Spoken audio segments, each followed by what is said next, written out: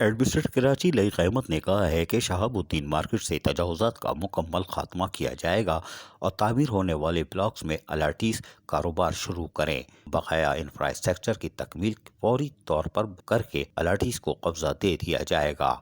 महकमा स्टेट को KMC की तमाम मार्केटों का सर्वे करके तजावुज़ात के हवाले से रिपोर्ट देने की भी हिदायत कर दी गई है।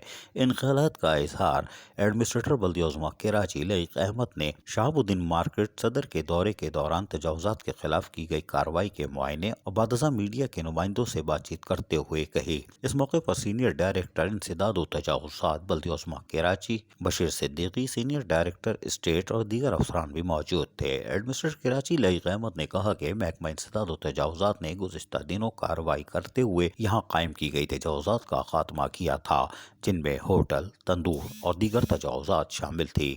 इस मार्केट में KMC के पुराने किराएदारों को 176 दुकानें अलाट की गई थीं। ताहम इंफ्रास्ट्रक्चर की अदम तकमील के बायस प्रोजेक्ट पाए तकमील को ना पहुँच सका।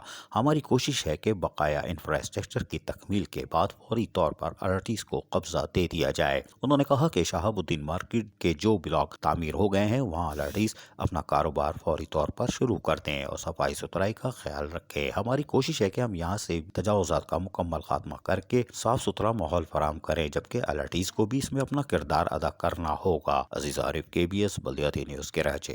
ऐसी ही खूबसूरत वीडियोस फ्यूचर में हासिल करने के लिए रेड बटन पर क्लिक करके और बेल आइकॉन को प्रेस करके हम सबके सब्सक्राइबर बनना मत भूलिए।